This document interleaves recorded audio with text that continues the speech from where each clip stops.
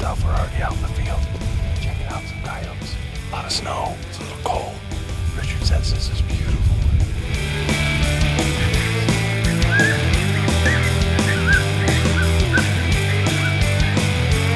We made a couple calls that evening, but no coyotes responded, so we were set up to go meet his buddy Sean McLean the next morning. Well, now, you know, Sean, what's kind of cool is he's an outfitter both here and in British Columbia now, right? Yeah. So that's pretty cool. So you got a lot of hunt options for guys over there too. Well, hot dog, man. I'm looking forward to running around with you again. Want to go get some coyotes? Let's do it. A decent guide now. We'll get out. Yeah, I love it. Well, Richard was running the camera while me and Sean did some hunting. And we went through a ton of different setups using every call imaginable. And at first, it was pretty tough. Those guys explained to me that it was the very end of winter, it's getting into spring, and these coyotes have been hammered all year. They were getting pretty spooky, but we finally started getting into some coyotes. There was still a ton of snow in Alberta. Even though these guys were telling me it was spring, we were still walking through tons of snow, breaking through snow. It was either mud, snow, or water that we were walking through. It made conditions a little tough. By watching the coyotes, we learned they were having the exact same problem. There were certain areas that the coyotes would try and avoid because the snow was soft and they would break through as well. We're gonna set up here. We're hoping to call something out of this brush.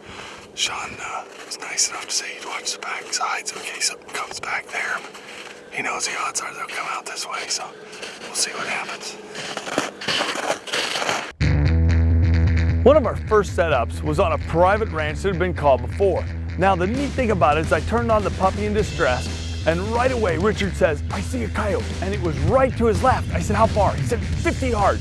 I'm looking, but I cannot see the coyote that Richard sees. The problem is I'm sitting in a little different angle, and he can see it on the camera, but neither me or Sean, who are both set up trying to shoot a coyote, neither of us can see him.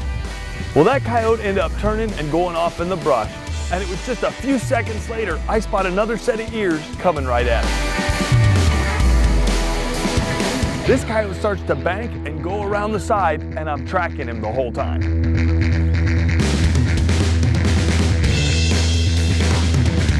This coyote's about 280 yards out. I've got the bog pod set up, I'm comfortable, and I squeeze off a shot, and the first coyote just drops instantly in the snow. That was a long ways out there, dude. I was zoomed in all the way. You got him. Good job. After I shoot the first one, these guys spot another coyote taking off across the field. We get on it, I'm swinging, we figured it was 500 plus yards, and I'm not sure exactly where that bullet went, but he sure kicked into high gear after I shot.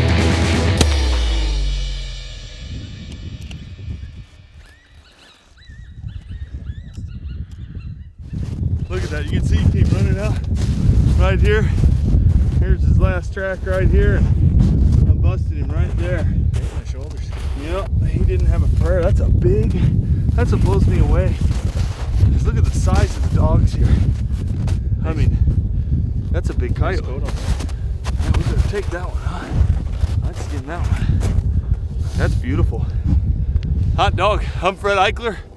I'm here with Sean McLean and Richard Kitchen. We're hunting coyotes in Alberta, and that's a pretty one. Good job. Thanks, man. Appreciate it.